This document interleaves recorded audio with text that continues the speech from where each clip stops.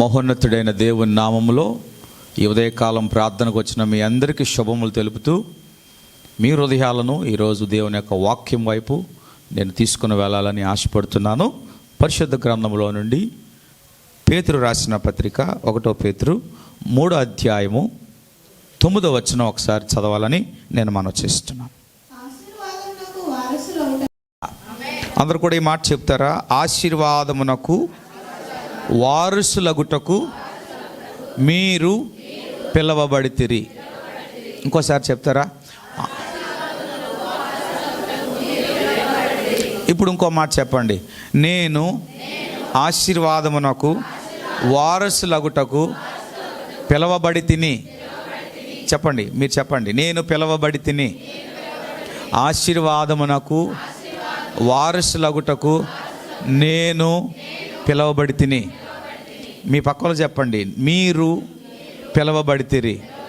ఆశీర్వాదమునకు వారసులగుటకు పిలవబడితిరి.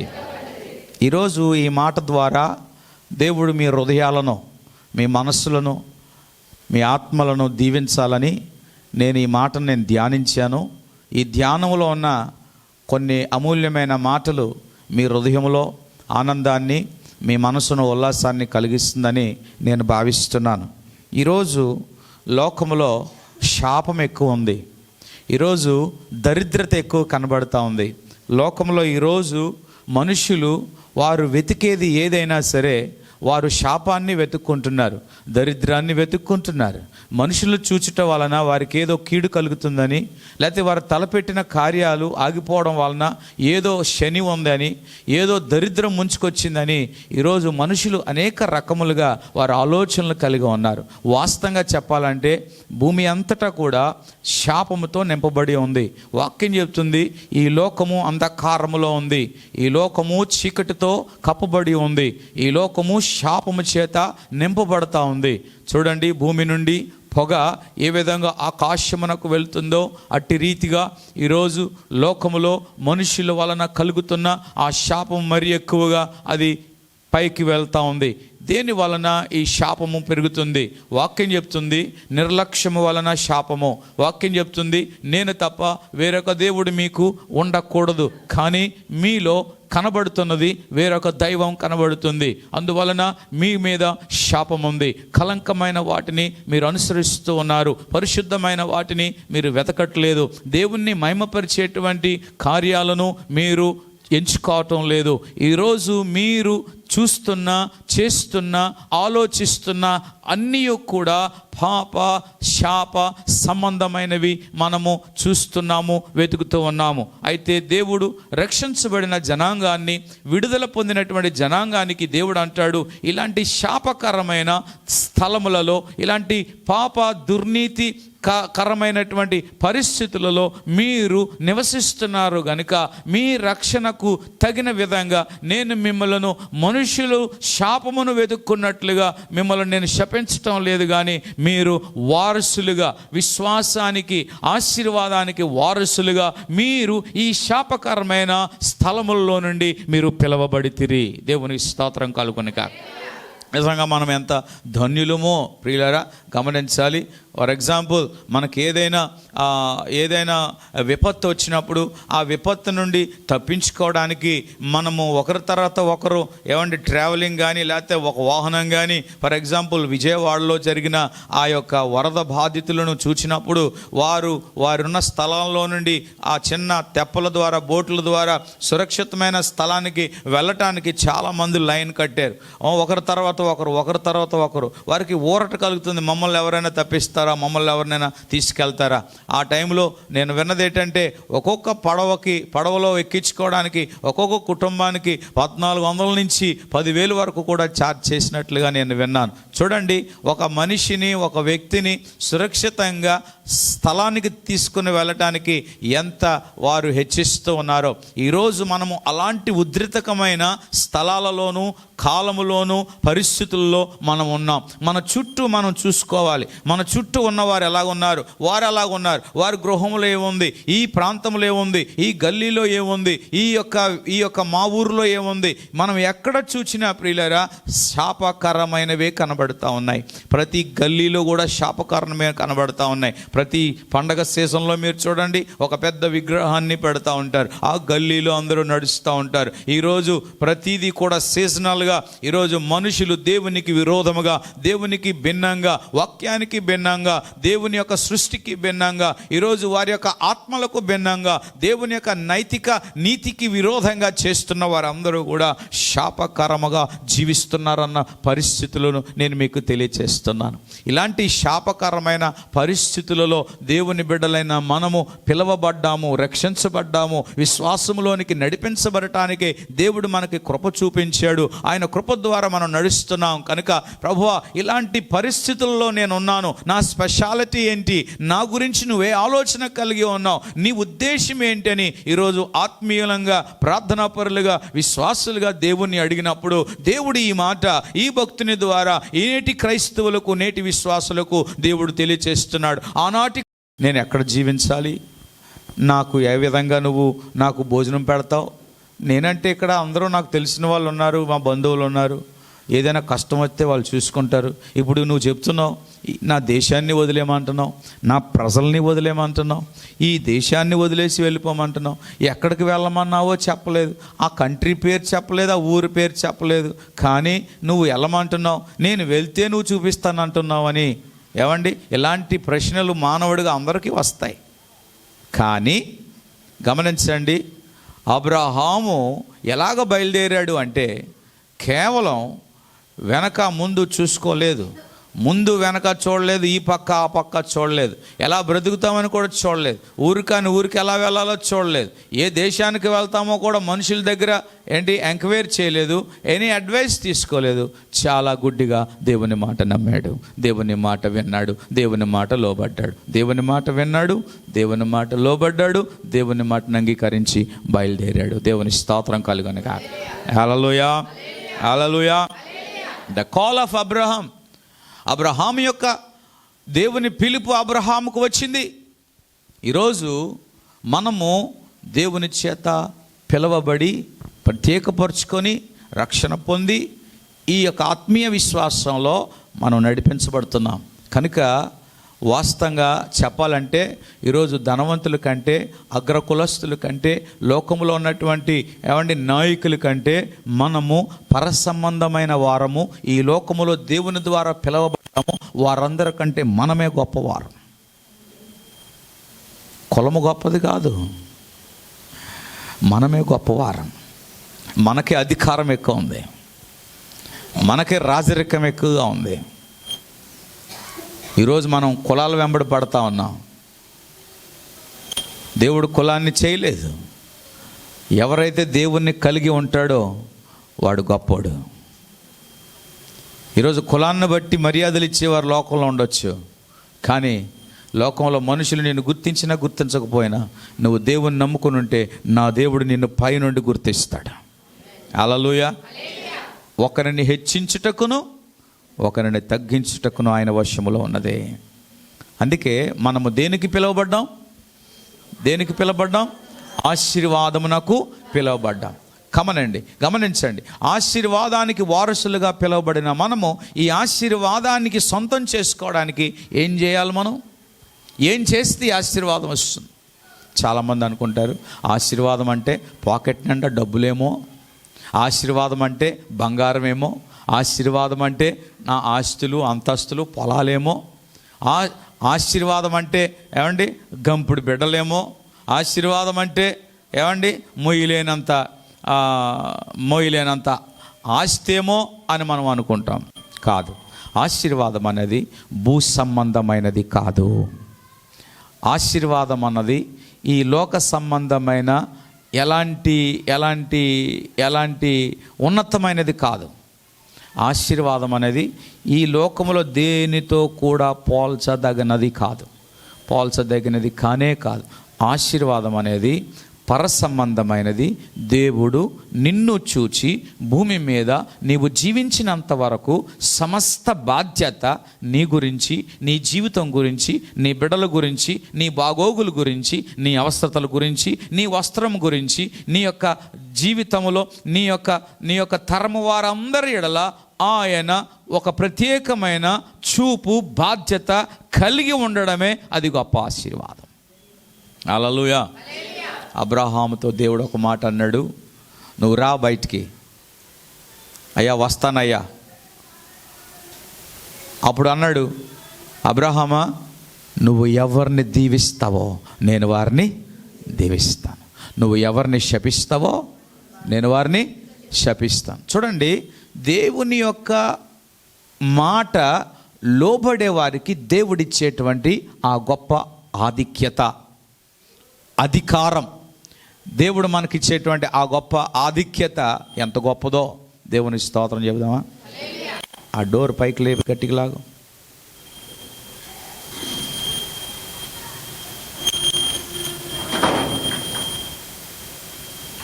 Yeah okay,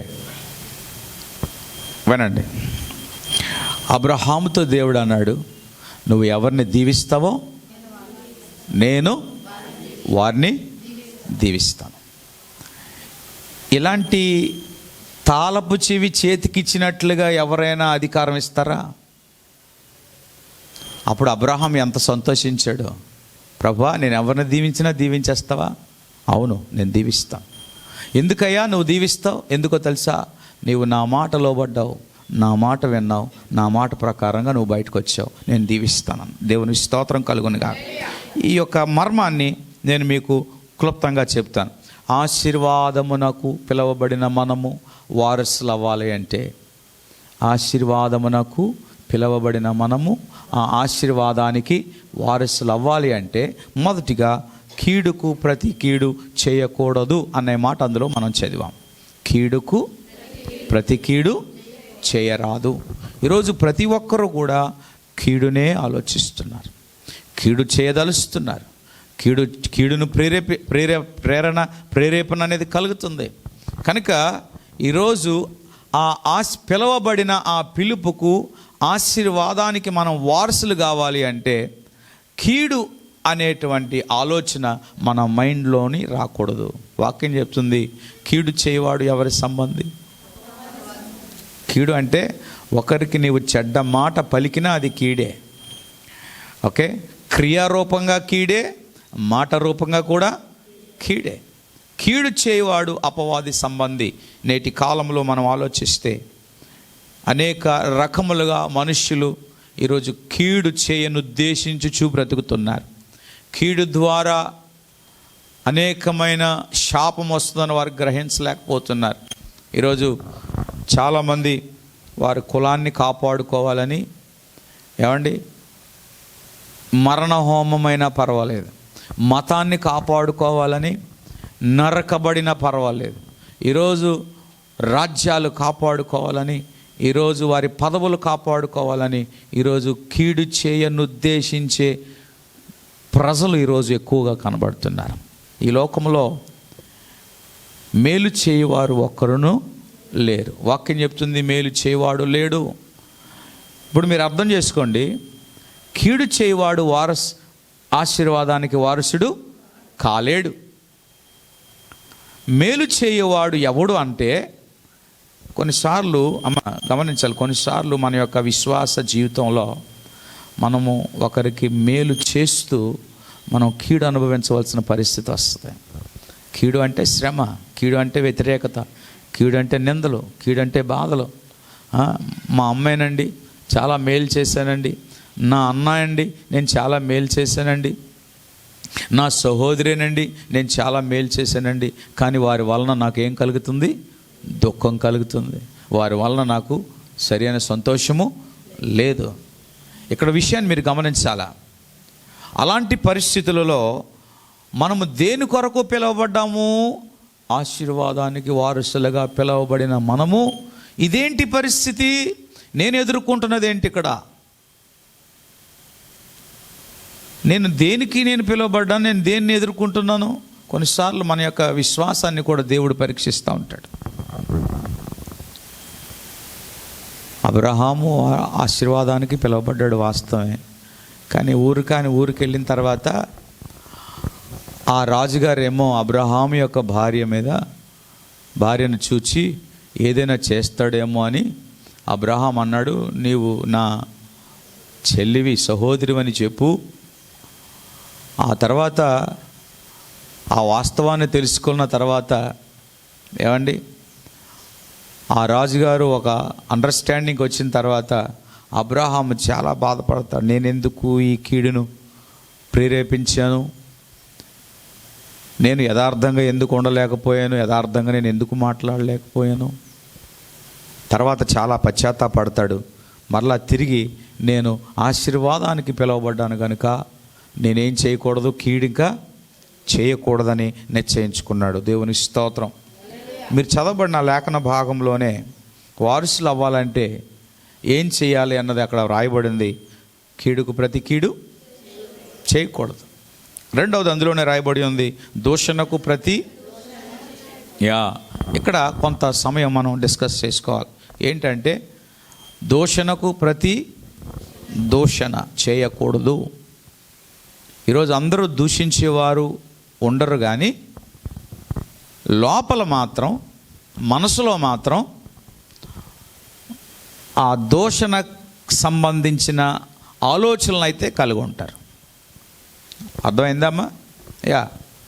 ఈరోజు ఎక్కువ కుటుంబాల్లో మనం చూస్తాం, మా అన్నేనండి, మా తమ్ముడేనండి అని సంతోషంగా ఉంటారు, కానీ అంతరంగంలో ఏముంటుంది? అది దూషణ అంటే వ్యతిరేక భావం. ఒకవేళ అతని యొక్క ఇమేజ్, పర్సనాలిటీ, వ్యక్తిత్వం మీద దూషణ కానీ, ఆయన ఎదుగుదలకు దూషణ కానీ, ఆయన చేసే మంచి పనికి కానీ దూషణ అనేది ఉండొచ్చు. ఇప్పుడు వాస్తవంగా యేసు ప్రభు వారే మనకు ఒక గొప్ప ఎగ్జాంపుల్. యేసు ప్రభుని ఎందుకు చంపేశారు, యేసు ప్రభుని ఎందుకు హింసించారు, యేసు ప్రభుని ఎందుకు ఆయనను సిలువ వేశారు అంటే అక్కడ అక్రమము చేసేటువంటి మతాధికారులు, ఏమండి, కీడు చేసేటువంటి యాజకులు, ఆ యొక్క దేవాలయాన్ని వారు భ్రష్టు పట్టిస్తున్న వారందరినీ కూడా, ఆ శాస్త్రులను, పరిచయులందరినీ కూడా యేసు ప్రభు వారు ఏం చేశాడో తెలుసా? ఒక విధంగా వారిని ఖండించడం మొదలెట్టాడు, వారిని హెచ్చరించడం మొదలెట్టారు. అయితే ఆ మాటలు విన్నటువంటి వీళ్ళందరూ కూడా యేసయ్యను ఏం చేయడం మొదలెట్టారు? దూషించడం మొదలుపెట్టారు. టీచర్ని కూడా చాలామంది స్టూడెంట్స్ తిట్టుకుంటారు, అవునా కదా? నాకు తెలిసిన ఒక టీచర్ తాలూకా బైక్ని బ్లేడ్లతో కోసి పడేశారు. కొత్త బైక్ వేసుకొచ్చారు పాపం ఆ టీచరు. ఆ టీచర్ చాలా స్ట్రిక్ట్ అట. స్ట్రిక్ట్ అంటే మార్కులు సరిగ్గా ఇవ్వదట. ఈవిడికి ఎలా ఉందని చెప్పి ఏం చేశారంటే, ఆడపిల్లలే ఏమండి, బ్లేడ్లతోని, నెయిల్ పాలిష్తోని, గోర్లతోని ఆ సీట్ కవర్ అంతా కట్ చేసి పడేశారట. ఆవిడ చూసిన తర్వాత చాలా ఆశ్చర్యపోయింది. ఏంటి ఇంత మంచి స్కూల్లో, కాలేజీలో నాకు ఇది ఏంటి అని అనుకొని ఏదో పాపం నెమ్మదిగా ఆ బండి తోడుకొని వచ్చి మళ్ళీ ఇంకో సీటు కవర్ వేయించుకొని మళ్ళీ వెళ్తే మళ్ళీ అలాగే చేశారట. ఒకరోజు ఇంటికి వెళ్ళి చాలా బాధపడిపోతుంది. ఆడవాళ్ళు తొందరగా బాధపడిపోతారు తెలుసా, తొందరగా దుఃఖపడతారు, వాళ్ళు చాలా సెన్సిటివ్. అయితే ఇంటికి వెళ్ళి దుఃఖపడతా ఉంటే, ఏంటి పరిస్థితి ఎలాగొచ్చింది, నన్ను ఎందుకు వీళ్ళందరూ చాలా ఇన్సల్ట్ చేస్తున్నారు, నవ్వుకుంటున్నారంట. ఎవరు చేశారు అనేది తెలియదు, ఎవరికి కంప్లైంట్ ఇవ్వలేదు. అయితే మళ్ళా బాధపడి మళ్ళీ వచ్చింది, మూడోసారి అలాగే చేశారు. కానీ ఈవిడ టీచింగ్లో మాత్రం చాలా దిట్టగానే ఉంది. ఎందుకు ఇలా జరుగుతుంది అనేది ఆవిడకి అర్థం కాక ఒకరోజు తనకు క్లోజ్గా ఉన్నటువంటి ఒక టీచర్తో అన్నారట, ఏమండి ఇలాగా రోజు నాకు ఇలా జరుగుతుంది, ఇప్పటికీ దగ్గర 15 రోజులు బట్టి ఇలా జరుగుతుంది, నా బైక్ తాలూకా సీట్ కవర్ కట్ చేస్తున్నారు, ఎవరో తెలియదు, నేను దాని విషయంలో చాలా హర్ట్ అవుతున్నాను. బయటకు అందరూ నవ్వుతూనే బాగానే ఉన్నారు, అందరూ గుడ్ మార్నింగ్ చెప్తున్నారు, అందరూ కూడా నమస్తే మేడం అంటున్నారు, అందరూ క్లాస్లో నవ్వుతూనే ఉన్నారు, మీరు ఇది తింటారా, అది తింటారా, చాక్లెట్లు తింటారా, టీ తాగుతారని అడుగుతున్నారు, కానీ నాకెందుకు ఇది జరుగుతుంది అన్నప్పుడు అని ఆవిడ చెప్తే ఆవిడ అన్నదంట, మీకు ఇంకా తెలుసుకోవాల్సింది చాలా ఉంది అన్నదంట. ఏంటి అంటే ఆవిడే కొంచెం టాప్ ర్యాంక్లో ఆవిడ ప్రతిభను కనపరుస్తున్నప్పుడు తోటి కొలీగ్స్ కూడా ఆవిడంటే కొంచెం చిన్న చూపు, అసూయతో మొదలెట్టారట. ఈరోజు చూడండి, చిన్న పని చేసే బట్టల కొట్టులో కూడా ముగ్గురున్నా నలుగురున్నా ఆ ముగ్గురులో పడదాం. అవునా? యజమానుడికి ఒకరికి తెలియకుండా ఒకరికి ఏదో ఒకటి చెప్తూ ఉంటారు. వీడిని తీసేయండి పనిలోని అర్జెంటుగా, వీడు సరిగ్గా పని చేయలేదు అంటారు. ఈరోజు ప్రతి చోట ఇదే చోటు చేసుకుంది. ఈరోజు బంధువుల్లో ఎక్కువగా కనబడతా ఉంది దూషణ. ఈరోజు మనం దేని కొరకు పిలువబడ్డాము? దేని కొరకు దేవుడు మనల్ని పిలిచాడు? అందుకే మొదట్లో నేను అన్నాను, మీరు ఒకరికొకరు చెప్పుకోండి, నేను ఆశీర్వాదానికి పిలువబడ్డాను, మీరు ఆశీర్వాదానికి పిలువబడ్డారు అని ఒకరికొకరు మనం ఎందుకు చెప్పుకున్నాం తెలుసా? మనం దేనికి పిలువబడ్డాము? ఈరోజు మన నోటి నుంచి కానీ మన మనసులో నుంచి కానీ ఈరోజు మనము ఒకరి గురించి మనం మాట్లాడేటువంటి ప్రతి మాట, మనం అనుకున్నటువంటిది ప్రతిదీ కూడా అది దేవుడు మెచ్చుకునేటట్టుగా, దేవుడు ఇష్టపడినట్లుగా ఉండాలి. కొంతమంది నువ్వు ఇష్టపడవచ్చు, కొంతమంది నీవు ఇష్టపడకపోవచ్చు. కానీ ఎవరిని ఇష్టపడకపోయినా వారు విశ్వాసులే, వారు దేవుని బిడ్డలే, వారు రక్షణ పొందిన వారే. ఏ రక్తంలో నువ్వు కడగబడ్డావో అదే రక్తంలో వారు కూడా కడగబడ్డారు. ఏ బల్లలో నువ్వు రొట్టి తీసుకొని ఏ గిన్నెలో నువ్వు తాగుతున్నావో, ఏ గిన్నెలో నుండి ఏ పాత్రలో నుండి నువ్వు తింటున్నావో అదే పాత్రలో నుండి వారు కూడా తింటున్నారు. యేసుక్రీస్తు యొక్క శరీరం నుండి మనం కడగబడ్డాం. మనమందరం కూడా ఒక రక్తానికి సంబంధించిన వారు కనుక ఆత్మీయతల్లో, విశ్వాసుల్లో, ఆత్మీయులలో, ప్రార్థనా పరులలో, సంఘములలో, ప్రియులరా, దేవుని బిడలలో ఇలాంటి దూషణకరమైన మనస్తత్వాలు, దూషణకరమైనటువంటి హృదయ భావాలు ఉన్నట్లయితే మన ఆశీర్వాదం ఏమైపోతుంది? ఆశీర్వాదానికి వారసులగుటకు మనం పిలువబడ్డాం. అవునా కదా? ఇప్పుడు నీకున్న ఆస్తి ఎవరు వారసులు అవుతారు? దేవుడు నీకు ఇచ్చిన కుమారులు కానీ కుమార్తెలు కానీ వారసులు అవుతారు. ఇప్పుడు ఆ కుమార్తెడు సరిగ్గా తండ్రికి తగినట్లుగా, కుటుంబంలో ఉన్న తగినట్లుగా, తండ్రి అనుకున్నట్లుగా ఆ కుమారుడు నటించగలిగి జీవించగలిగితే నా ఆస్తికి వారసుడు నా కుమారుడు అని డిక్లేర్ చేయగలుగుతాడు. ఈరోజు మనం దేని కొరకు పిలువబడ్డామో తెలుసా? కీడుకు ప్రతి కీడు చేసుకోవడానికి కాదమ్మా. ఈరోజు ప్రతి ఒక్క దేవుని బిడ్డలలో అపవాది ఏ విధంగా ప్రేరేపిస్తున్నాడు తెలుసా? ప్రతి మనిషిని కొండములు చెప్పువాడుగా, ప్రతి మనిషి జగడములాడేవాడుగా, ప్రతి మనిషి వ్యతిరేకముగా ఉన్నాడు. అందుకే ఇర్మియా గ్రంథంలో ఒక మాట రాయబడి ఉంది, 7వ అధ్యాయంలో అనుకుంటా, ప్రతి మనుష్యుడును తంత్రగొట్టి వాడై ఉన్నాడు, ఎవరినూ నమ్మొద్దని వాక్యం చెప్తుంది. ప్రియులరా, నేను ఎందుకు ఈ మాట చెప్తున్నానో తెలుసా? మనము వారసులకు పిలువబడ్డాం, ఆశీర్వాదానికి వారసులుగా పిలువబడ్డాం. ఏం చేయాలి మనం? ఆశీర్వాదానికి పిలువబడిన మనము ఏం చేయాలో తెలుసా?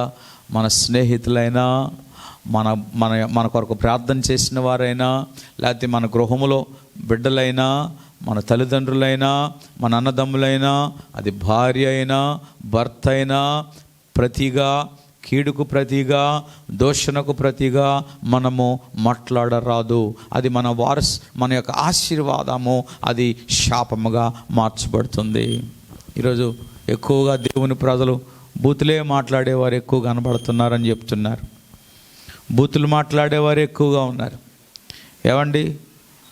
అసూయ, ఉడుకుపోతులతనం అంటారు కదా, ఏంటమ్మది? అంతేనా? అసూయ. దీనివలన దూషణ మాటలు కలుగుతాయి. దూషణ మాటలు కలుగుతాయి. ఒక సామెత ఉంది, మీకు తెలుసో తెలీదో. ఒక ఆయన చెట్టు కొమ్మ మీద కూర్చొని ఆడు కూర్చున్న కొమ్మను కోసుకుంటున్నాడంట. ఒక ఆయన వచ్చి, ఏమిరా నాయనా, నువ్వు చెట్టు ఎక్కువ మంచిదే, కొమ్మ మీద కూర్చున్నావు మంచిదే, కానీ ఆ కొమ్మను ఎందుకు కోస్తున్నావంటే, నాకు ఈ కొమ్మ నచ్చలేదు అందుకే కోస్తున్నాను. ఆడు అన్నాడంట కింద నుంచి, నువ్వు కూర్చున్నది ఆ కొమ్మేరా, నువ్వెందుకు కోస్తున్నావు అంటే, అవును నాకు తెలుసు కూర్చున్నది ఆ కొమ్మే, కానీ ఇది నాకు నచ్చలేదని కోయడం మొదలెట్టాడంట. ఆడికి ఎన్నిసార్లు చెప్పినా అర్థం కాలేదు. అప్పుడు ఎవడో దారంటే పోయినాడు అన్నాడంట, ఒరే నువ్వు కూర్చున్న కొమ్మ నువ్వు కోసుకుంటున్నావు, దబ్బని పడిపోతావు కిందకి అన్నాడంట. ఆడు చెప్పినంత వరకు ఇడికి బొలి వెలగలేదట. కోసాడు, ఆఖరి కణంలో ఉంది, ఇంకంతే. ఆ బరువుకి ఏమైపోయిందంటే అది అలా ఒరిగి అంత ఎత్తులో నుండి కింద పడ్డాడు. కింద పడగా చెరువు గట్టు దగ్గర ఒక ముసలి ఇలా నోరు తెరిచి ఉంది. ఆ ముసలి నోరు తెరిచి ఉందన్న సంగతి అడిగి తెలియదు. చెట్టు కొమ్మ ఇరిగింది, కొమ్మ మీద నుండి వాడు కింద పడ్డాడు. పడగా ఎక్కడ పడ్డాడో తెలుసా? ఆ ముసలి నోటి దగ్గర పడ్డాడు. ఇప్పుడు నోటి దగ్గర పడితే ముసలి ఏం చేస్తుంది చెప్పండి? ట్రై చేస్తుందా లేదా మౌనంగా ఉంటుందా? అచ్చే, దానికి చాలా సెన్సిటివ్ ఎక్కువ ఆ ముసలికి. ఏమండి, పక్కన ఏదైనా నరమాంసం కానీ కనబడిందా, రక్తము చిమ్ముతున్నది ఏదైనా కనబడిందా, అది వెంటనే అందుకుంటుంది. కరెక్ట్గా ముసలి దగ్గరికి పడేటప్పటికి ముసలి వీడిని చూసింది అనమాట. అమ్మో! వెంటనే ముసలి దగ్గర నుంచి తప్పించుకోవాలి అని ఏం చేశాడో తెలుసా? నీటిలోకి దూకాడు. ఎక్కడ దూకాడు? కీడుకు ప్రతి కీడు చేసుకునే వారికి, ఏమండి, దోషులను మాట్లాడుకునే వారికట ఒక చిప్పు మిస్ అవుతుందట. బుద్ధిహీనులు, మూర్ఖులు, ఏమండి, అజ్ఞానులు. ఎందుకురా నీకు ఈ అజ్ఞానం వచ్చింది? ఎందుకురా నీకు ఈ బుద్ధిహీనత వచ్చింది? ఎందుకురా నీకు ఈ మూర్ఖత్వం వచ్చింది అంటే అర్థం ఏంటో తెలుసా? పదే కీడు చేసేవాడికట దేవుడు బుద్ధితనం తీసేస్తాడట. ఏం తీసేస్తాడు? బుద్ధి తీసేస్తాడు. కీడు చేసేవాడికి బుద్ధి ఉండదో ఆడేం చేస్తున్నాడో అర్థం కాదు. పదే దూషణ మాటలు పలుకువాడకట జ్ఞానం ఉండదట.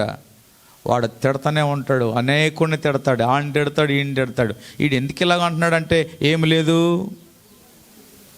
ఆ బుద్ధి ఉన్నవాడైతే ముసలుంది, లేకపోతే నా కొమ్మ మీద నేను కూర్చున్నాను అన్న బుద్ధి వస్తుంది. ఈ నీటిలో దూకిన తర్వాత ముసలికి చాలా బలం వచ్చేసిందంట. నీటిలో బలం ఉన్నది ఎవరికి అంటే ఎక్కువగా మనిషి కంటే ముసలికే. ఆడికంటే ఎక్కువగా బాగా ఎప్పుడైతే అది ముఖం ఇలా తిప్పి నీటిలోకి దూకి ఇంకా వెంటాడుతూ ఉంటే మనోడు అనుకున్నాడంట, నేను చాలా ఈతగాడిని, ఏం పర్వాలేదని ఈత్తా ఉంటే వెనక నుంచి ఇది తరుముతా వస్తుంది. అప్పుడు ఇదేదో నీటిలోకి వెళ్ళాట, ఒక విజిల్ వేసిందంట. ఎవరో ముసలి, దాని ఫ్రెండ్స్ అందరూ పైకి వచ్చారట.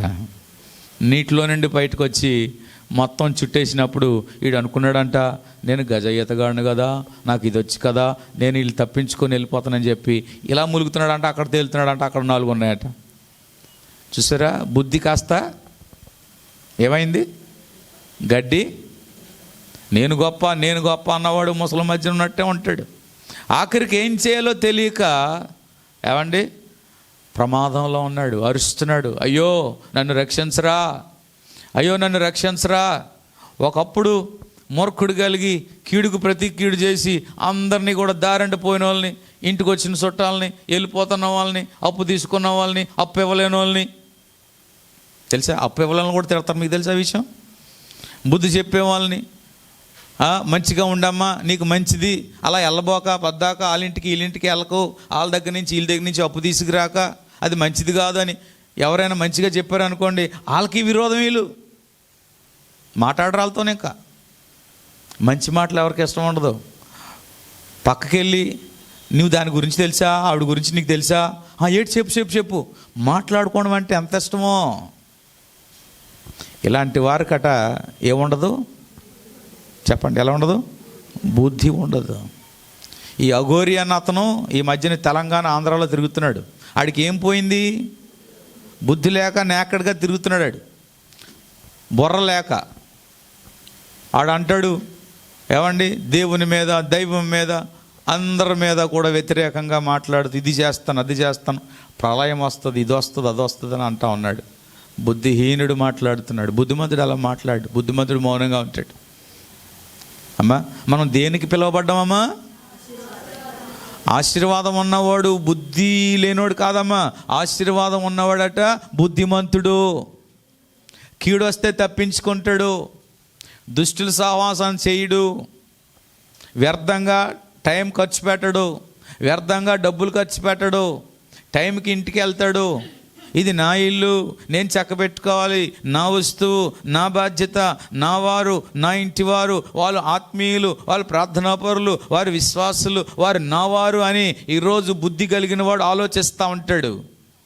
బుద్ధి జ్ఞానం లేనివాడు, ఆత్మీయత లేనివాడు, పదే పదే దూషించేవాడు, పదే పదే కీడు చేసేవాడు కట ఈ బుద్ధి ఉండదు. ఏం చేస్తాడు? అరుస్తున్నాడు, అయ్యా నన్ను రక్షించరా, నన్ను రక్షించరా అంటే ఎవడు రక్షిస్తాడు? ఎవరు రక్షిస్తారు? రక్షించేవాడు ఇంకెవరు లేరు. ఇప్పుడు మీరు చెప్పండి, ఆడు దేనికి పిలువబడ్డాడు? ఆశీర్వాదానికి భిన్నమైనది ఏటో చెప్పండి. శాపము కాదా? ఇప్పుడు ఆ నీటి మధ్యలో ఉండి, ఆ ముసళ్ళ మధ్యలో ఉండి ఏం పొందాడు? శాపము. మరణము శాపమే కదా, రోగము శాపమే కదా, గెహాజీ పొందిన శాపము. ఈరోజు దేవుని బిడ్డలు ఆశీర్వాదానికి పిలువబడ్డారు. ప్రభువా, నేను రక్షణ పొందాను, నేను నీ సన్నిధిలో నీ బిడ్డను, నేను నీ కుమారుడును, నువ్వు నాకు వాక్యం ఇచ్చావు, నువ్వు నాకు వాగ్దానం ఇచ్చావు, నన్ను నువ్వు వారసుడిగా చేయడానికి పిలిచావు. అయితే నేను అంధకారంలో ఉన్నాను, శాపముతో ఉన్నాను, సంతోషం లేకుండా ఉన్నాను, బాధలు అనుభవిస్తూ ఉన్నాను, రోగములతో ఉన్నాను. ఇదిగో నీకు సన్నిధికి వెళ్ళలేక, ప్రార్థించుకోలేక, సహవాసం చేయలేక ఈరోజు నేను దూరంగా ఉన్నానయ్యా. ఈరోజు అపవాది ఈరోజు అనేకమైన మొసళ్ళ వలె నా చుట్టూ కలిగి ఉన్నాడు. నేను ప్రమాదంలో ఉన్నానయ్యా. నేనైతే వారసుడిగా, ఆశీర్వాదానికి వారసుడిగా పిలువబడ్డాను, కానీ నేను గ్రహించలేకుండా ఉన్నాను. ఇప్పుడు నేను శాపములోకి వెళ్ళిపోతున్నానయ్యా. అబ్రహామే కానీ దేవుని మాట విని లోబడకపోతే ఆ ఆశీర్వాదానికి వారసుడగునా? అబ్రహాము వారసుడు కాకపోతే మనం అందరం ఆ ఆశీర్వాదానికి వారసులు అవుతామా? అబ్రహాము నుండి దావీదు, దావీదు నుండి యేసు ప్రభు వారు, యేసు ప్రభు నుండి మనము ఎంత గొప్ప ఆశీర్వాదానికి పిలువబడ్డామో దేవుని స్తోత్రం. హల్లెలూయా. ఒక్కోసారి అమ్మ మనం ఆశీర్వాదానికి పిలువబడ్డాం కదా, పిలువబడిన మనం కొంతకాలం మనం ఎక్కడికో కనబడకుండా వెళ్ళిపోయినా మరలా తిరిగి తండ్రి దగ్గరికి వచ్చి, అయ్యా నేను ఆశీర్వాదానికి పిలువబడ్డానని గ్రహించగలిగితే మరలా దేవుడు ఏం చేస్తాడు తెలుసా? నిన్ను మరలా తిరిగి నీ ఆశీర్వాదానికి వారసుడగుటకు ఆయన ఆమోదిస్తాడు. కృప, ఆయన కనికరం, ఆయన వాత్సల్యం అండి. అందుకే కీడుకు చెప్పండి, కీడుకు నువ్వు తిట్టామనుకో అలా తిరిగి యేసు ప్రభు కీడుకు ప్రతి కీడు చేయలేదు, దూషణకు ప్రతి దూషణ చేయలేదు. మూడవది, మనం ఆ మాటలో మనం చూస్తే ఎవరి మీద కూడా ఏం పెట్టుకోకూడదు? కక్ష పెట్టరాదు. 1 పేతురు 3:9 మీరు చదివారా? ఏం రాయబడి ఉంది? కీడుకు ప్రతి కీడు, దోషణకు చేయక. ఈ రెండు విషయాల్లోనే ఏమండి, దూషించేవాడు దేన్ని ఆధారం తీసుకుని దూషిస్తాడయ్యా? కక్ష. చెప్పండి, కక్ష కట్టేవాడు. కక్ష కట్టేవాడు ఎవడో తెలుసా? అపవాది. కక్ష కట్టేవాడు అపవాది. నీ మీద ఎవరైనా కక్షగా ఉన్నారా? గుర్తించు వెంటనే. నీ మీద ఎవరైనా కక్ష కడితే గుర్తించు, అంతేగాని వాళ్ళకు భయపడి వాళ్ళు చెప్పింది వాళ్ళు చేయబోక. వారిని గుర్తించి వారిని ఏం చేయాలంటే చెయ్యెత్తి దీవించాలి. దేవుని స్తోత్రం కలుగునుగా. కనుక ఆశీర్వాదానికి పిలువబడిన మనము ఈ ఆశీర్వాదానికి వారసులు కావాలి అంటే దేవుని బిడలారా, దేవుని సంగమా గమనించాలి. అంత్యదినములలో ఉన్నాము, మన ఆత్మీయ జీవితాన్ని దిగజారిపోయే దినాల్లో ఉన్నాం. ఈరోజు సులువుగా మన బ్రతుకు, మన ఆత్మీయ జీవిత, విశ్వాస జీవితం పాడైపోవడానికి అనేకమైన అవకాశాలు అపవాది కల్పించి ఉండగా పరిశుద్ధాత్మ దేవుడు మాట్లాడుతున్నాడు. మీరు ఆశీర్వాదానికి వారసులుగా పిలువబడ్డారు కనుక కీడుకు ప్రతి కీడు, లోకం ఏదో చేస్తున్నా నువ్వు చేయబోక, ఏ ఆచారాలు చేస్తున్నారో నువ్వు చేయబోక. ఈరోజు లోకములో మనుషులు చేస్తున్న ప్రతి ఆచారాలు, సాంప్రదాయాలు అవన్నీ కూడా కీడు తేడానికే కానీ మేలు కొరకు కాదు. కానీ నీవు ఆశీర్వాదం చేత ఆశీర్వాదానికి పిలువబడ్డావు కనుక వారెవరో ఏదో చేస్తున్నారని నీవు అది చేయక, దేవుడు నీకు ఏది చేయమని చెప్పి ఉన్నాడో అది నీవు చేయగలిగితే నీ ఆశీర్వాదము నా దేవుడు నీకు ఇచ్చివాడై ఉన్నాడు. హల్లెలూయా, హల్లెలూయా. అలా అది చేస్తున్నారండి, అది చేస్తున్నారండి, ఇది చేస్తున్నారండి, అది చేస్తున్నారండి. ఎవరేదో చేయడం కాదమ్మా, దేవుడు నీకేం చేయమన్నాడు అది చేయి. నువ్వు దేనికి పిలువబడ్డావు? ఆశీర్వాదమునకు వారసుడగుటకు పిలువబడ్డావు కనుక మనుషులు చేసేది కాదు. దేవుడు ఏం చేయమన్నాడు అది నువ్వు చేయగలిగితే నా దేవుడు నీ ఆశీర్వాదాన్ని స్థిరపరుస్తాడు. ఇంతకీ ఆశీర్వాదం ఏంటయ్యా? ఇంతకీ ఆశీర్వాదం ఏంటి? అబ్రహాముతో దేవుడు అన్నాడు, అబ్రహామా నువ్వు వెళ్ళిన ప్రతి చోట నేను దీవిస్తానయ్యా. అయితే ఇక్కడ గమనించాలి, లోతు అబ్రహాముల మధ్య వారి దాసిదాండ్రులకును వీరి దాసిదాండ్రులకు మధ్య కొంత వివాదం జరుగుతున్నప్పుడు అది పసిగట్టినటువంటి అబ్రహాం అన్నాడు, లోతు ఇలారా, మీకు మాకు ఎలాంటి వివాదం ఉండకుండానట్లు మనం ఏం చేద్దామంటే విడిపోదాం. ఏం చేద్దాం? విడిపోదాం. కనుక నువ్వు ఎటు వెళ్తావో నువ్వు నిర్ణయించుకో, నేను ఎటో వెళ్తానని నిర్ణయించుకోనంటే అప్పుడు మొదట లోతు ఏం చూశాడో తెలుసా? చెప్పండి, పచ్చని స్థలాన్ని చూస్తున్నాడు. కొండ అంతా పచ్చదే, భూమి అంతా పచ్చదనం చూస్తున్నాడు. పచ్చదనం చూసి హృదయంలో చాలా ఉప్పొంగిపోయాడు. ఇటువైపు చూస్తే అంతా ఎండిపోయిందే, ఎడారే కనబడుతుంది, అరణ్యమే కనబడుతుంది. అప్పుడు లోతు అనుకున్నాడు, నేను పచ్చదనం కాబట్టి నేను ఇటు వెళ్తాను అన్నాడు. అబ్రహాం అన్నాడు, సరే నువ్వు అటు వెళ్తే నేను ఇటు వెళ్తాను, ఒకవేళ నువ్వు ఇటు వెళ్తే నేను అటు వెళ్తాను. కానీ లోతు ఎంచుకున్నది ఏంటో చెప్పమంటారా? పచ్చదనాన్ని ఎంచుకున్నాడు. ఇప్పుడు లోకమంతా పచ్చగానే ఉందామా? ఏమండి, లేదా? ఇంకా మీకు పెళ్ళి అవ్వలేదా? ఇంకా మీకు ఉద్యోగం రాలేదా? ఇంకా మీరు ఇల్లు కట్టలేదా? ఇంకా మీరు అప్పుల్లో ఉన్నారా? ఇంకా మీ పిల్లలు అలాగే ఉన్నారా? మనుషులకు కావాలి ఏంటో తెలుసా? పచ్చదనం. ఒకవేళ నువ్వు పచ్చగా ఉన్నావు అనుకో, చూసి ఓర్వలేరు. తెక్కట్టేస్తున్నాడండి ఈ బిల్డింగు. ఏమండి, అవునా? ఓరిస్తారా? నువ్వు అందంగా ఉన్నా మీ సొంత శైలి చూడలేదు, నువ్వు సౌందర్యంగా ఉన్నా మీ ఇంటి వాళ్ళు చూడలేరు. మీ ఇంట్లో నుంచి పొరపాటున ఏదైనా మంచి మసాలా సంబంధమైన వాసన వచ్చిందనుకో, ఇంకంతే. అమ్మా, ఒక్కోసారి నీ ఇంట్లో నుంచి వాసన వెళ్ళకపోతే ఓ పని చేయి, ఎండిసేపు కాల్ చేసి గట్టిగా మాడగొట్టే వాసన అంతా వెళ్ళిపోద్ది.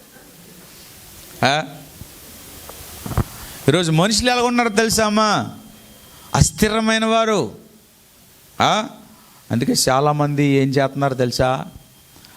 అన్నీ ఇంట్లో ఉంటాయి కానీ వాడరు. బయట వాళ్ళకి భయపడి, బంధువులకు భయపడి, రక్త సంబంధులకు భయపడి వాడరు, దాచుకుంటారు. ఇది దాచుకోవడం ఆశీర్వాదమా? అడుగుతున్నా, సమాధానం చెప్పండి. ఆశీర్వాదం దాచుకోవడం, ఈ ఆశీర్వాదం దాచుకోవడానిక? ఆశీర్వాదం అనగా నువ్వు వాడుతూ ఉండాలి. దేవుని స్తోత్రం, హల్లెలూయా, ఆమేన్. అది వస్త్రమైనా వస్తువైనా ఏదైనా ఏం చేస్తూ ఉండాలి? నువ్వు అది వాడుతూ ఉండాలి, రక్షణ వాడుతూ ఉండాలి. ఆశీర్వాదానికి పిలువబడ్డావు, మనుషులను భయపడి కాదు. దేవుడు నీకు ఇచ్చినప్పుడు ధైర్యంగా వాడగలిగిన, ధైర్యంగా ఉపయోగించి, ప్రభువా ఇది నువ్వు నాకు ఇచ్చావు, నీకు వందనాలు అని చెప్పాలి తప్ప అది దేవుడిచ్చిన దాన్ని దాచుకొని మనుషులకు భయపడి నువ్వు దేవుని స్తుతించలేకపోతే అది ఆశీర్వాదమో కాదో. ఏం చేయాలి అప్పుడు? ఏం చేయాలి? ఆశీర్వాదాన్ని ఏం చేయాలమ్మా? వాడాలి. చెప్పండి, ఏం చేయాలి? వాడాలి. దేవుని పనిలో నువ్వు వాడబడాలి, అది ఆశీర్వాదం. మొన్న విశ్వాసం అంటే ఏదో చెప్పాను నేను, 3 విషయాలు చెప్పానా లేదా? ఎంతమంది జ్ఞాపకం ఉంది? విశ్వాసం అంటే ఏంటి? విశ్వాసం అనే నిర్వచనం అదృశ్యమైనది దృశ్యంగా చూచుటయే విశ్వాసం. దాన్ని రెండో కోణంలో మనం ఆలోచించాము. 3 విషయాలు. ఒకటి విశ్వాసం అనగా ఒక ప్రొక్లైనర్ ఏం చేస్తుందంటే పట్టుకొని తీసుకొచ్చి ఒక స్థలంలో పెట్టినట్లుగా నీ విశ్వాసం నిన్ను అందులో నుంచి తప్పించి ఇక్కడ పెడుతుంది. రెండోది ఏంటి మనం నేర్చుకున్నాం? విశ్వాసం అనగా నువ్వు కష్టంలో ఉన్నా, బాధలో ఉన్నా, ఉపద్రవంలో ఉన్నా దాన్ని తట్టుకోగలిగిన సామర్థ్యము నీ విశ్వాసం నీ కలగజేస్తుంది. ఆమేన్. మూడోది విశ్వాసం అంటే ఏంటో తెలుసా? నువ్వు ఎంత నలగొట్టబడినా నువ్వు మౌనముగా ఉండేటట్టుగా చేస్తుంది.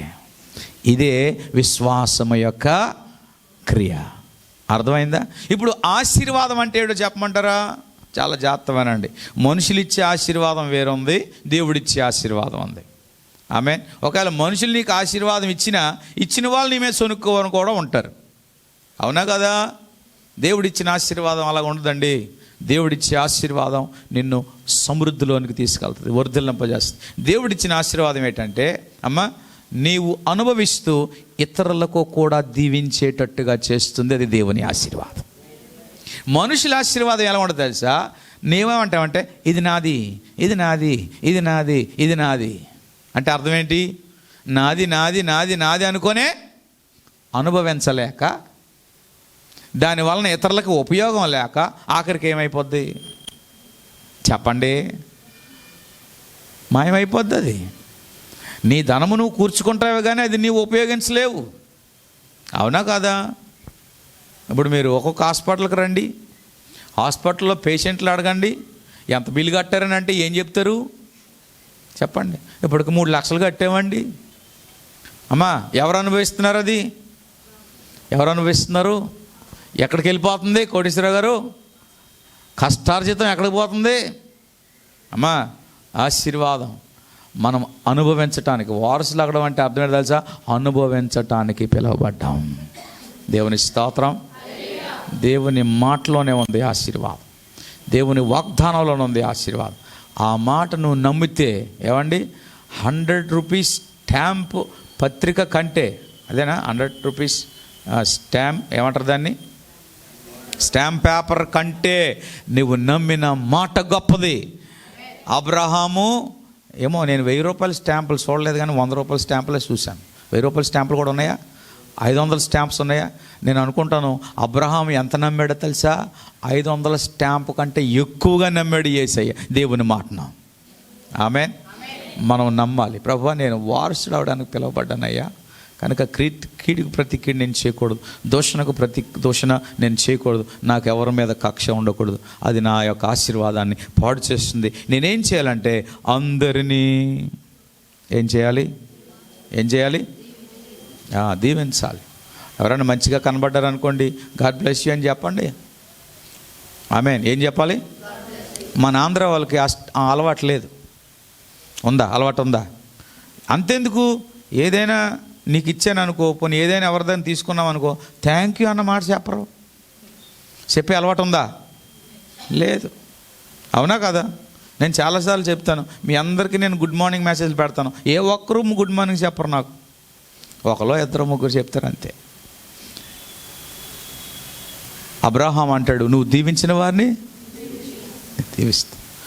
నువ్వు దీవిస్తే వాళ్ళు దీవించకపోయినా పర్లేదు, దేవుడు దీవిస్తాడు నేను. హల్లెలూయా, హల్లెలూయా. అందరినీ దీవించడం మొదలెట్టాలి. అమ్మా, అందరినీ దీవించడం మొదలెడితే కీడు చేసే వాళ్ళకి, దూషణ మాట్లాడేవారికి, ఏమండి అది మాత్రం కక్ష కట్టేవారికట దేవుడు ఏం చేస్తాడు తెలుసా? శిక్షిస్తాడు. ఆయన తీసుకుంటాడు స్వాధీనంలో.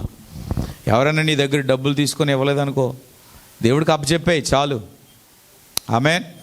ఎవరికి అప్పచెప్పాలా? మన మహేష్ సాక్ష్యం చెప్పాడు, మొన్న తన ధనాన్ని ఎవరో తీసుకున్నారని దేవునికి అప్పగిచ్చాను. ఇప్పుడు అది శాపమే కదా, చచ్చిపోయినాడు శాపమే కదా, ఆశీర్వదించబడ్డా? లేదు. మన సొమ్ము ఎవరు అపహరించినా వాళ్ళు బాగుపడలేరు. యోధా ఇస్కరియోతు పాపపు సొమ్ము యేసు ప్రభుని బేరం కట్టి తెచ్చాడు, ఆశీర్వదించబడ్డా? ఏం చేయబడ్డాడు? శాపము. అందుకే యేసు ప్రభు వారు మనకు ఒక మాట తెలియచేస్తున్నారు. ఈ ఉదయ కాలం ఈ మాట నేను ముగించాలని ఆశపడుతున్నాను.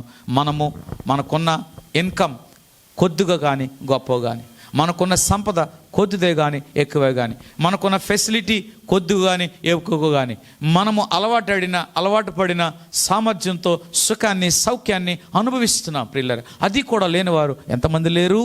ఈరోజు మనము అట్టి కృపను మనం పొందుకొని అన్నామంటే అది కేవలము మన ప్రభు అయిన యేసుక్రీస్తు ద్వారా, మనం పొందిన రక్షణ ద్వారా, మనం విశ్వసిస్తున్న విశ్వాసాన్ని బట్టి. కనుక ఇది మనం పట్టుకొని వెళ్ళినప్పుడు మన విశ్వాసంలో అనేకమైన అడ్డులు ఆటంకాలు వస్తాయి. ప్రభువా, ఇదిగో నేను ఆశీర్వాదానికి పిలువబడ్డాను. ఇంకొక మాట చెప్పమంటారా? ఆశీర్వాదానికి పిలువబడిన వారు లేమిలో కూడా ఆనందించగలుగుతారు. ఆమె యా. మరి సుధీర్ సాక్ష్యం చెప్పాడు, ఎంత గొప్ప బడ్జెట్ ఉంది, ఏం చేయాలో అర్థం కాదు, ఏం చేయాలో నాకు అర్థం కాలేదు, ఏదైనా అవసరం వస్తుంది కదా అని చెప్పి నేను ఒక 10,000 దగ్గర సెట్ చేసి, మన ఎవరు సభ్యత్వంలో కొంత డబ్బు ఉంది, ఆ డబ్బు నాకు హ్యాండ్ ఓవర్ చేశారు పోయిన వారం, అదేనా పనికి వస్తుందని నేను డబ్బులు జేబులో పెట్టుకున్నా. అవునా కదా? ఎవరు మొయ్యకపోయినా గాడిదే మొయ్యాలి. ఏ గాడిదే?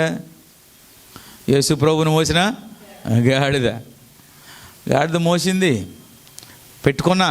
కానీ నిజంగా దేవుడు మరి అదేటో కంటిన్యూగా 5 రొట్టెలు 2 చిన్న చేపలు చెప్పుకొచ్చాను కదా, దేవుడు అంత సముద్రం ఇచ్చాడు. దేవుని ఇస్తాం.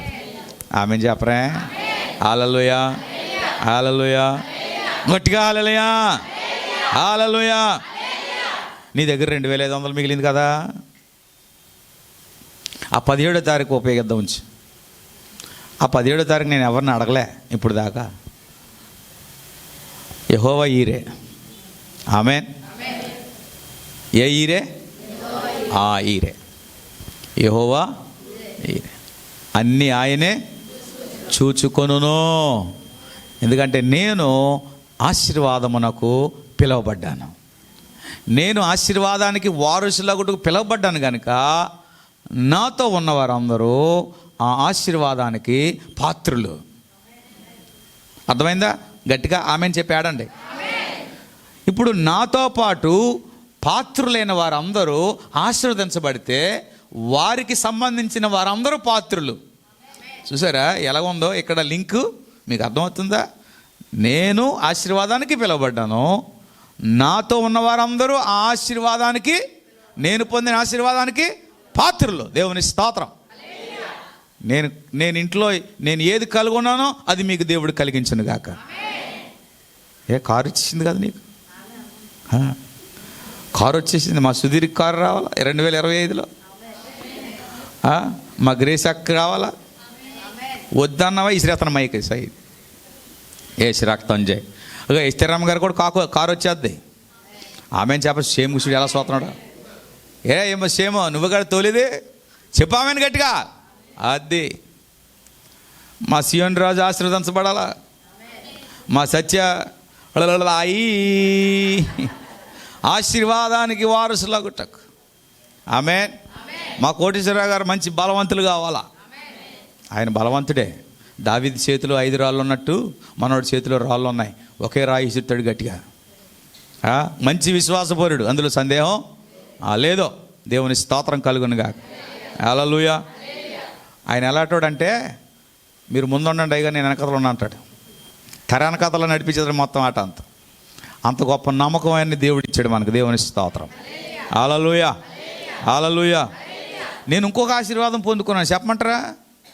మిమ్మల్ని ఎంత తిట్టినా దులిపేసుకొని వెళ్ళిపోతున్నారు.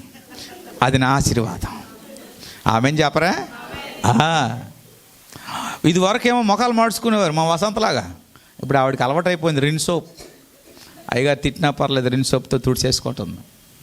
అదమ్మా వారసత్వం, ఆశీర్వాదం అంటే అది. దేవుని స్తోత్రం. హల్లెలూయా. అలాగని మిమ్మల్ని పద్దాక తిట్టడానికి లేనమ్మో. నేను తిట్టే తిట్లు దేనికి సంబంధించింది తెలుసా? మిమ్మల్ని ఒక రూపంలోనికి, రూపం అంటే అర్థమేంటి తెలుసా? తెలుగులో ఒక మాట ఉంది జోసెఫ్, పోత వేయబడ్డాం. చెప్పండి. పోత వేయడానికి ఏముంటాయంటే 2 చెక్కలు పెడతాడు కదా, అందులో ఏమేస్తాడు? ద్రవం వేస్తాడు. అవునా కదా? పోత. ఒకప్పుడు నేను చిన్నప్పుడు, ఇప్పుడంటే బోల్డ్ స్వీట్లు అందుబాటులోకి వచ్చాయమ్మా. ఒకప్పుడు స్వీట్లు అంటే ఏం అందుబాటులో చెప్పమంటారా? జీళ్ళును చిలకలోను. అంతేనా? ఆ చిలకలు అలాగే పోత వేస్తారో స్కూల్ ఎగ్గొట్టేసి నేను అక్కడ నిలబడి చూసేవాడిని. అలాగా ఆడికి చెక్కలు అలా కట్టి అలా వేసేవాడు. అంతే 3 నిమిషాల తర్వాత మళ్ళీ తీసేసేవాడు చిలకలు వచ్చి. పోత వేయబడ్డం అంటే అర్థమేంటో తెలుసా? ఒక రూపంలోనికి రావడానికి. దేవుని స్తోత్రం. నా ఉద్దేశం, ఫర్ ఎగ్జాంపుల్ మీ అందరికీ కూడా ఒక సైజు షూస్ కావాలా? అవునా? నా సైజు షూ మీకు సరిపోదు, మీ సైజు షూ నాకు సరిపోదు. మన కరెక్ట్ సైజు ఉంటే కాలు కరెక్ట్గా వెళ్తుంది, అప్పుడు మనం కరెక్ట్గా నిలబడగలుగుతాం. అలాగే నా మనస్సులో, నా ఉద్దేశము, నా హృదయములో ఏ ఆలోచన అయితే కలిగి ఉన్నానో మీరు షూలో కాలు పెట్టినట్లుగా నా మనసులో మీరు పెట్టాలి. అప్పుడు మీరు కంఫర్టబుల్గా అవుతారు. మీకు అర్థమైందా? గమనించాలి. నేను ఎందుకు ఈ మాటలు చెప్తున్నానంటే, మన ఆశీర్వాదములో కూడా సమస్తమును కూడా ఉప్పు వలె ఇమిడిపోయినట్లుగా ఉండాలి. అవసరమైతే ఎగ్జిస్టింగ్లోకి రావాలి.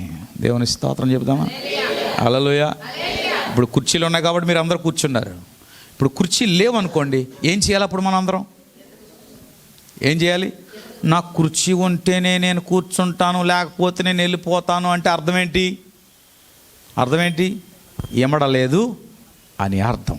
ఓకే, నేను చెప్పే ప్రతి మాట మిమ్మల్ని నేను ఎలా తయారు చేస్తున్నానంటే, అమ్మ, దేవుని కొరకు ఒక పనిముట్టుల వల్లే తయారు చేస్తున్నాను.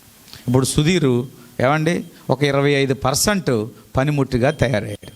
ఇప్పుడు మీలో ఒక్కొక్కరు కూడా ఏమండి పనిముట్టులుగా తయారవ్వాలి. ఎలా తయారవ్వాలి?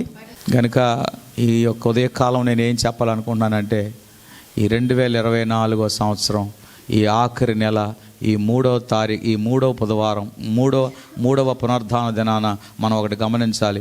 ప్రభువా, నేను వారసుడగుటకు, ఆశీర్వాదానికి వారసుడగుటకు నేను పిలువబడ్డాను గనుక ఆ పిలుపును నేను అంగీకరిస్తున్నాను కనుక నన్ను వాడుకో ప్రభువా.